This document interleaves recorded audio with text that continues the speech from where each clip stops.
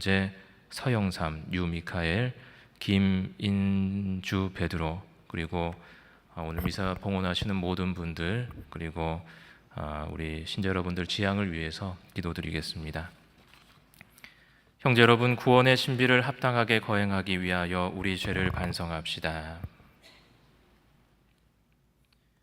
전능하신 하느님과 형제들에게 고백하오니 생각과 말과 행위로 죄를 많이 지었으며 자주 의무를 소홀히 하였나이다.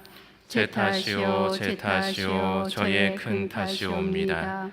그러므로 간절히 바라오니 평생 동정이신 성모 마리아와 모든 천사와 성인과 형제들은 저를 위하여 하느님께 빌어주소서. 전능하신 하느님, 저희에게 자비를 베푸시어 죄를 용서하시고 영원한 생명으로 이끌어 주소서. 아멘. 주님 자비를 베푸소서. 주님 자비를 베푸소서. 그리스도님 자비를 베푸소서. 그리스도님 자비를 베푸소서. 주님 자비를 베푸소서. 주님 자비를 베푸소서. 기도합시다. 하느님, 복되신 동정 마리아를 선택하시어 하느님의 말씀을 잉태하게 하셨으니 저희가 동정 마리아를 기리며 그 보호를 받아 기쁨을 누리게 하소서. 성부와 성령과 함께 천주로서 영원히 살아계시며 다스리시는 성자 우리 주 예수 그리스도를 통하여 비나이다. 아멘.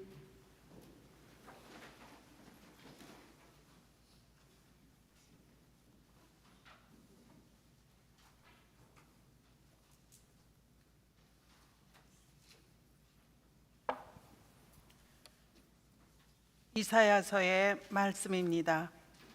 어둠 속을 걷던 백성이 큰 빛을 봅니다. 암흑의 땅에 사는 이들에게 빛이 비칩니다. 당신께서는 즐거움을 많게 하시고 기쁨을 크게 하십니다. 사람들이 당신 앞에서 기뻐합니다. 수확할 때 기뻐하듯 전리품을 나눌 때 즐거워하듯 정녕 당신께서는 그들이 짊어진 몽에와 어깨에 맨 장대와 부역 감독관의 몽둥이를 미디안을 치신 그날처럼 부수십니다. 땅을 흔들며 저벅거리는 군화도 빛 속에 뒹군 군복도 모조리 화염에 쌓여 불꽃의 먹이가 됩니다. 우리에게 한 아이가 태어났고 우리에게 한 아들이 주어졌습니다. 왕권이 그의 어깨에 놓이고 그의 이름은 놀라운 경륜과 용감한 하느님, 영원한 아버지의 평화의 군왕이라 불리리이다. 다윗의 왕자와 그의 왕국 위에 놓인 그 왕권은 강대하고 그 평화는 끝이 없으리이다. 그는 이제부터 영원까지 공정과 정의로 그 왕국을 굳게 세우고 지켜가리이다. 만군의 주님의 열정이 이를 이루시리이다. 주님의 말씀입니다. 하느님 감사합니다. 주님의 이름은 영원히 찬미 받으소서. 주님의 이름은 영원히 찬미 받으소서. 찬양하여라 주님의 종들아, 찬양하여라 주님의 이름을. 주님의 이름은 찬미 받으소서. 이제부터 영원까지. 주님의 이름은 영원히 찬미 받으소서. 해 뜨는 데서 해 지는 데까지 주님의 이름은 찬양 받으소서. 주님은 모든 민족들 위에 높으시고 그분의 영광은 하늘 위에 높으시네. 주님의 이름은 영원히 찬미 받으소서. 누가 우리 하느님이신 주님 같으랴. 드높은 곳에 좌정하신 분, 하늘과 땅을 굽어 보시는 분. 주님의 이름은 영원히 찬미 받으소서. 억눌린 이를 흙먼지에서 일으켜 세우시고 불쌍한 이를 잿더미에서 들어 올리시는 분, 귀족들과 당신 백성의 귀족들과 그를 한 자리에 앉히시네. 주님의 이름은 영원히 찬미 받으소서. 할렐루야. 할렐루야. 복되신 동정 마리아님, 당신은 하느님 말씀을 마음속에 간직하셨나이다. 할렐루야. 주님께서 여러분과 함께 또한 사제의 영과 함께 루카가 전한 거룩한 복음입니다. 주님 영광 받으소서. 예수님의 부모는 해마다 파스카 축제 때면 예루살렘으로 가곤 하였다. 예수님이 12살 되던 해에도 이 축제 관습에 따라 그리로 올라갔다. 그런데 축제 기간이 끝나고 돌아갈 때에 소년 예수님은 예루살렘에 그대로 남았다. 그의 부모는 그것도 모르고 일행 가운데 있으려니 여기며 하룻길을 갔다. 그런 다음에야 친척들과 친지들 사이에서 찾아보았지만 찾아내지 못하였다. 그래서 예루살렘으로 돌아가 그를 찾아다녔다. 사흘 뒤에야 성전에서 그를 찾아냈는데 그는 율법 교사들 가운데에 앉아 그들의 말을 듣기도 하고 그들에게 묻기도 하고 있었다. 그의 말을 듣는 이들은 모두 그의 슬기로운 답변에 경탄하였다. 예수님의 부모는 그를 보고 무척 놀랐다. 예수님의 어머니가 얘야 우리에게 왜 이렇게 하였느냐? 내 아버지와 내가 너를 애타게 찾았단다 하자 그가 부모에게 말하였다. 왜 저를 찾으셨습니까? 저는 제 아버지의 집에 있어야 하는 줄을 모르셨습니까? 그러나 그들은 예수님이 한 말을 알아듣지 못하였다. 예수님은 부모와 함께 나자렛으로 내려가 그들에게 순종하며 지냈다. 그의 어머니는 이 모든 일을 마음속에 간직하였다. 예수님은 지혜와 키가 자랐고 하느님과 사람들의 총애도 더하여 갔다. 주님의 말씀입니다. 그리스도님 참여합니다. 평화를 빕니다. 평화를 빕니다. 오시는데 안 힘드셨어요? 오늘 아침에 보니까 안개가 많이 끼어 있어가지고 오시는데 불편하지 않으실까 그런 생각을 했습니다. 오늘도 이렇게 같이 미사 봉헌해 주셔서 감사드립니다. 오늘 앞에 모신 성모님은 어떤 성모님이신지 아세요? 어떤 성모님이세요? 파티마 성모님이요? 예, 라이벌 회사 건데 아마도 우리에게 성모님, 파티마의 성모님, 포르투갈 파티마에서 이제 발현하신 성모님의 모습을 따서 만든 성모님 상이죠.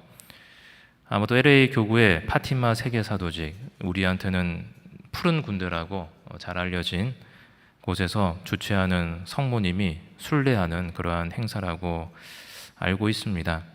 그래서 제가 인터넷에 뒤져봤더니 국제 순례 성모상이라고 한국에도 한 5차례 방문한 성모상이 있는데 여기 모신 성모상이랑은 좀 다르게 생기셨더라고요. 그래서 제가 보니까 국제 성모 순례상이 좀 예쁘게 생겼어요. 거기는 그것도 8등신이고 아마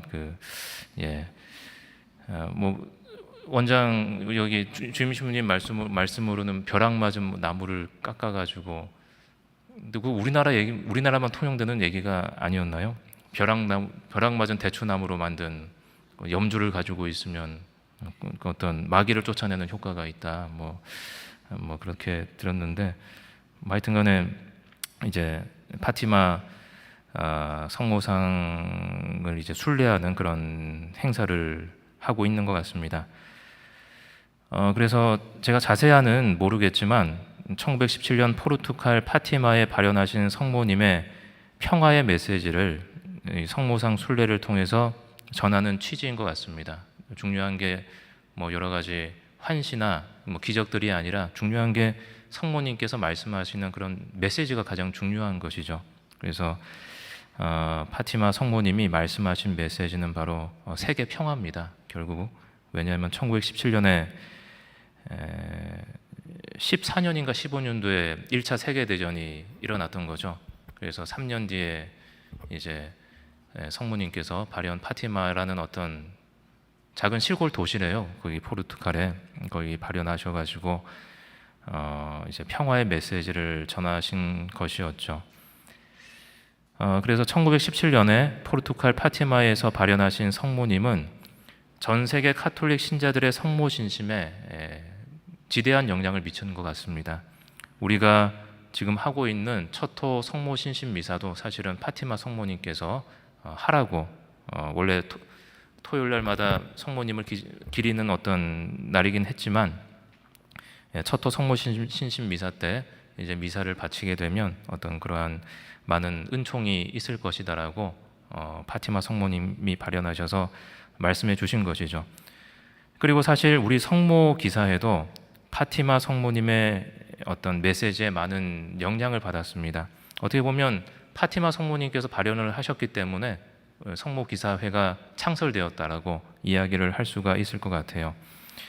성모님의 발현 이후에 그 메시지에 어떻게 응답할 수 있을까 하는 고민을 가지고 콜베 수사님과 동료들이 1년 후인 1918년에 성모 기사회를 창설하게 된 거죠. 1917년에 성모님이 발현하시고 그 후 1년 후에 1918년에 성모 기사회가 창설되었습니다. 그래서 성모 기사회는 파티마 성모님의 어떤 발현과 성모님의 그 메시지와 함께 원죄 없으신 잉태교의를 수호하는 어떤 우리 수도회의 결합이라고 볼 수가 있을 것 같습니다. 그래서 우리가 미사 전에도 바쳤던 성모 성심 봉헌문 내용이 바로 그 성모님 파티마 성모님의 하라고 하는 기도의 내용과 똑같습니다. 그래서 파티마 성모님이 가르쳐 주신 어떤 기도와 우리가 매일 성모 성심께 우리를 봉헌하는 그러한 것도 사실은 파티마 성모님께서 그렇게 하라고 하신 것이죠. 그래서 우리 수도회가 1918년에 창설되었다면 파티마 세계사도직은 1946년에 냉전이 시작되는 그러한 2차 세계대전이 끝나고 냉전이 시작되는 그러한 시기에 창설이 되었습니다.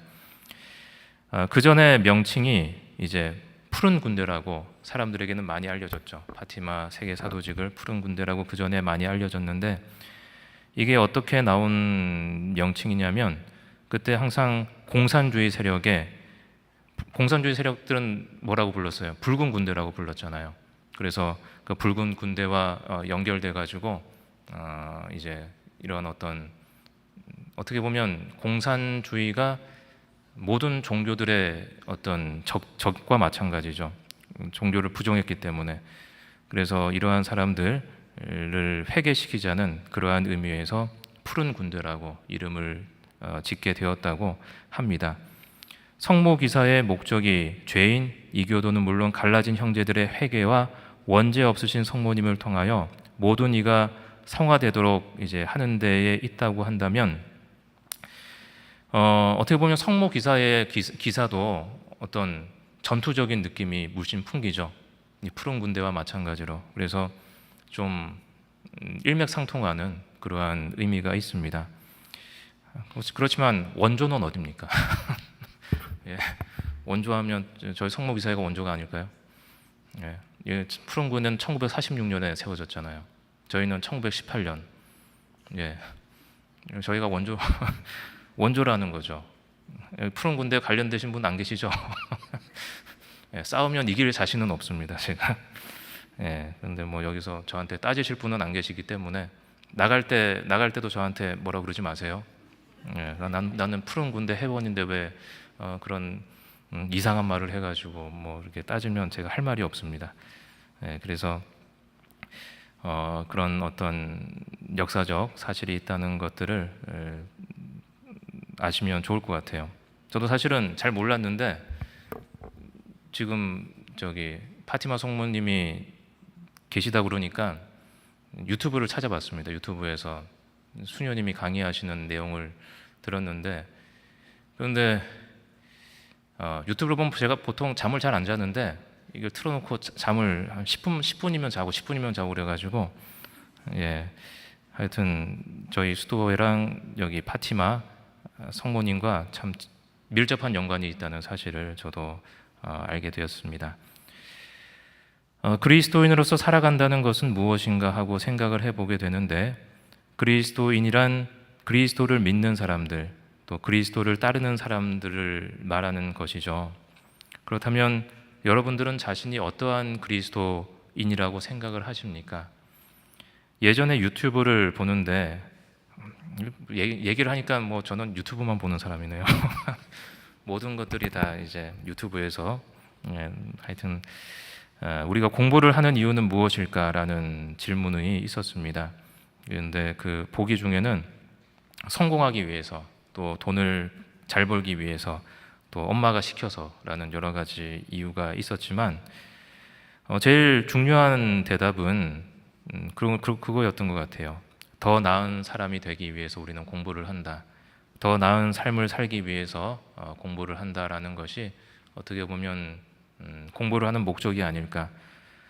그리고 만약 우리가 신앙을 가지고 있다면, 그리스도를 믿는다면 그 이유도 바로 그거겠죠. 보다 나은 삶을 살기 위해서, 보다 나은 사람이 되기 위해서 우리도 신앙을 가지고 그리스도인으로서 살아가는 것이 아닐까 하는 생각을 하게 됩니다. 믿음이라는 것은 우리를 본질적으로 변화시키는 것이죠. 그래서 신앙이 성숙한 사람은 어떻게 보면 보다 더 나은 사람이 되는 거죠. 어제보다 더 나은 오늘 사는 내가 되는 것이고, 날마다 더 나은 사람이 되기 위해서 노력하는 사람이라고 할 수 있습니다. 그래서 신앙이 성숙하다는 것은 더 나은 사람이 되는 것이고, 그러한 사람들은 이제 적절한 어떤 경지에 오르게 되면 품격이 느껴지는 것이죠. 신앙인으로서의 그런 어떤 품격이 느껴지는 것 같아요. 그 품격은 어떠한 어려움 속에서도 희망을 잃지 않는, 좌절하거나 절망하지 않는 그러한 품격인 것이죠. 왜냐하면 나를 믿기보다는 하느님을 믿기 때문이고, 이 세상에서의 어떤 어려움이나 뭐 성공이나 부귀영화나 그런 것보다는 저 세상에서의 하느님 나라에서의 삶을 더 갈망하는 그러한 사람이기 때문에 두려움이 없습니다. 나 자신을 믿기보다 하느님을 믿는 사람은 이 세상을 살아가는 데 있어서 두려움이 없다는 것이죠. 며칠 전에 프란치스코 성인의 축일이 있었습니다. 프란치스코 성인은 죽음을 두고 어떻습니까? 그에게 두려움이 있었습니까? 그렇지 않죠. 오히려 그는 죽음을 다시 새로운 삶으로 넘어가는 것이라고 생각하면서 기뻐했던 것이죠. 그래서 그는 죽음을 자매인 죽음이라고 부르면서 자신은 이 세상에서 하느님께서 자신에게 주신 사명을 다했다고 말합니다. 그러면서 충만한 가운데 죽음을 맞이하면서 오히려 슬퍼하는 제자들을 위로했다는 것이죠. 자신의 죽음 때문에 슬퍼하는 제자들을 위로했다는 것입니다. 그래서 우리 그리스도인들도 어떻게 보면 우리의 사는 삶이 이 세상에 대해서 위로가 될 수 있어야 된다는 것이죠. 신앙인으로서의 나의 모습이 이제 다른 사람들에게 위로가 될 수 있어야 한다는 것입니다. 우리는 이것을 그리스도인의 선교 사명이라고 말할 수가 있습니다. 그리스도인은 자신의 삶으로서 그리스도가 전해준 기쁜 소식을 이 세상에 전해야 하는 그러한 사람들인 것이죠. 그리고 바로 이것이 성모 기사의 사명입니다. 성모 기사의 사명이고 파티마 성모님께서 우리에게 주신 메시지입니다. 바로 그리스도인으로서 이 세상에 평화를 전하고 이 세상에, 이 각박한 세상에 위로가 될 수 있는 그러한 사람이 되라는 것이 바로 파티마 성모님의 메시지라고 할 수 있습니다.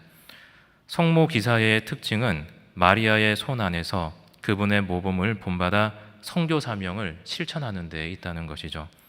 성모님은 어떻게 이 사명을 실천하셨습니까? 바로 성모님은 그리스도를 이 세상에 보여주심으로써 이 사명을 실천을 하셨죠. 순명으로 그리스도를 잉태하시고 그분을 엘리사벳의 집으로 데려가셔서 또 보여주셨죠. 그리고 그리스도를 낳으셔서 온 세상이 그리스도를 알게 하셨습니다.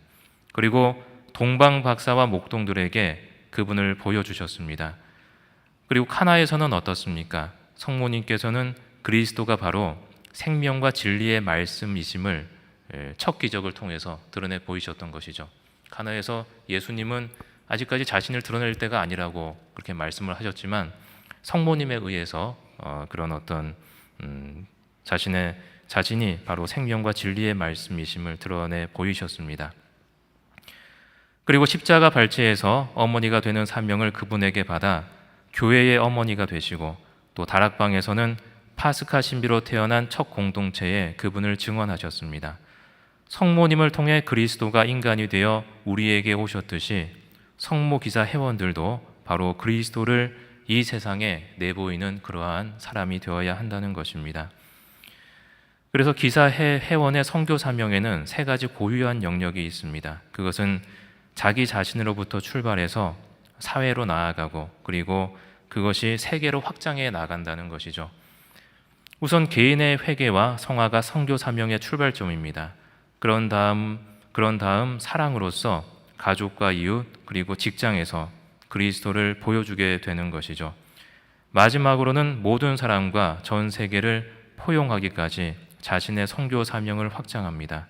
그리고 이것이 바로 파티마의 성모님께서 전하신 평화의 메시지인 것이죠. 자신의 성화와 세계의 평화가 바로 파티마 성모님께서 1차 세계대전 중에 나타나셔서 우리에게 전하신 메시지입니다. 예전에 어떤 스님이 천주교와 불교와 개신교를 스포츠 경기에 비유하는 것을 이것도 유튜브에서 들었네요, 제가. 예, 이것도 유튜브에 나온 건데 개신교는 야구, 천주교는 배구, 그리고 불교는 축구 경기라는 거죠. 개신교는 경기마다 많은 사람이 모여드는 야구와 같고, 그리고 천주교는 막상 보면 생활하면서 믿는다는 사람도 없고 그래가지고 막상 가면 사람이 없을 것 같은데 경기장에 가보면 소리 소문 없이 경기장이 꽉 들어차는 배구와 같다고 이제 얘기를 한다는 것이죠.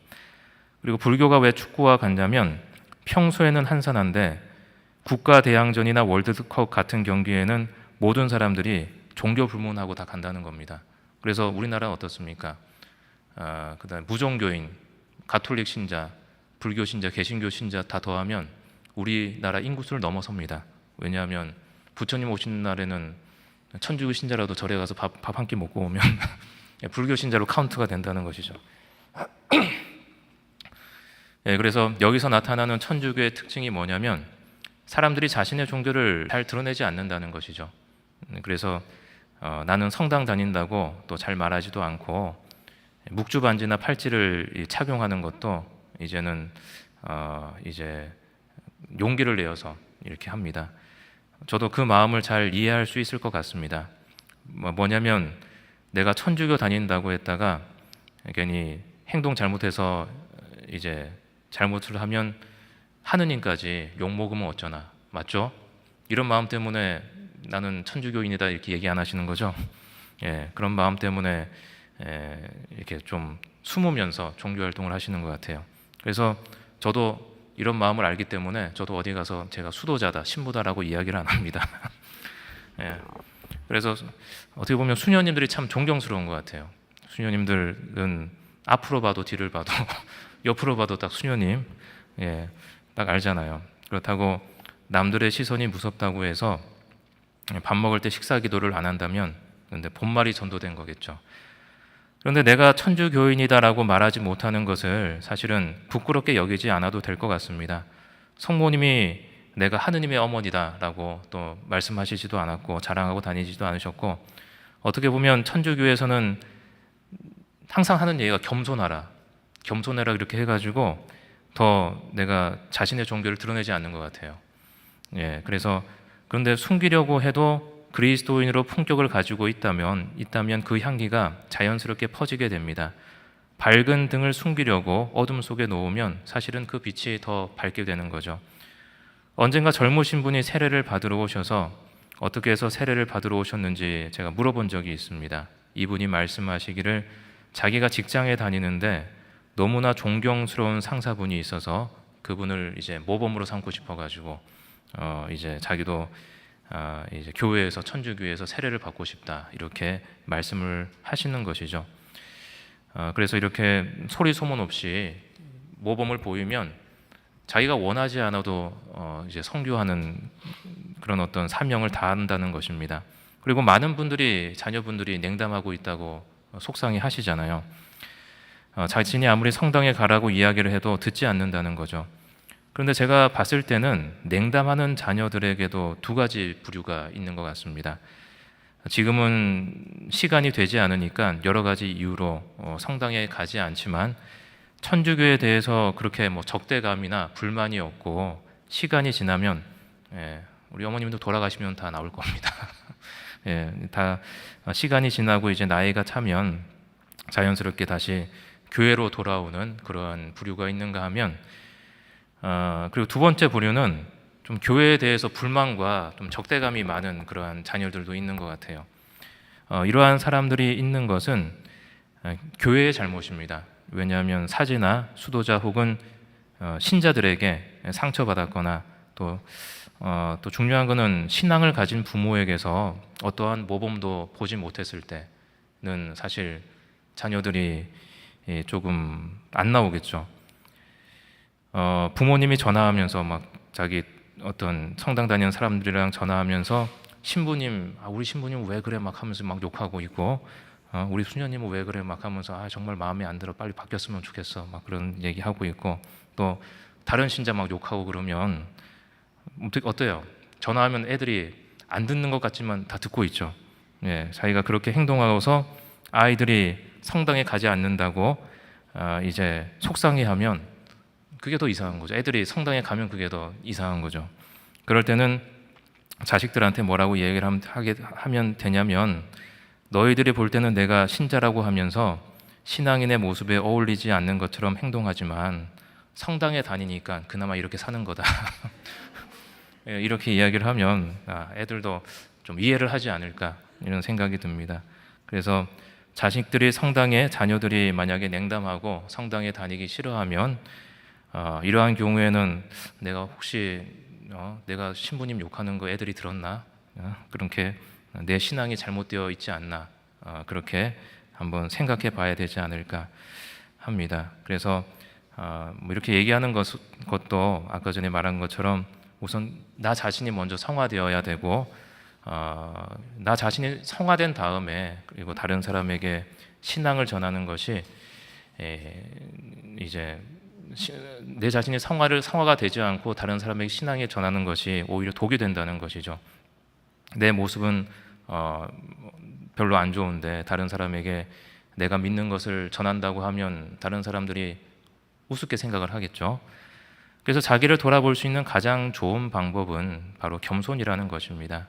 그래서 우리는 매일매일을 성모님께 의탁하면서 우리 자신을 성화시켜 나가야 된다는 것이죠. 이것이 바로 성모 기사 회원들의 삶이라는 것입니다. 그럼으로써 우리는 이 세상의 악과 대항해 나갈 수 있고 그리스도를 이 세상에 내어놓는 성모님과 같은 사람이 될 수가 있는 것입니다. 바로 나 자신을 매일매일 성모님께 봉헌함으로써 그리고 우리가 또 묵주기도 성호를 맞이해서 내 안의 이기심과 나를 사랑하지 못하게 막는 것들이 있어요. 우리 마음속에 나는 나 자신을 사랑하고 싶은데 나 자신을 사랑하지 못하게 막는 것들은 무엇인지 그런 것들도 이제 성모님께 봉헌을 하면서 우리가 성모님의 도구로서 새로 날 수 있도록 그렇게 기도해야 할 것 같습니다.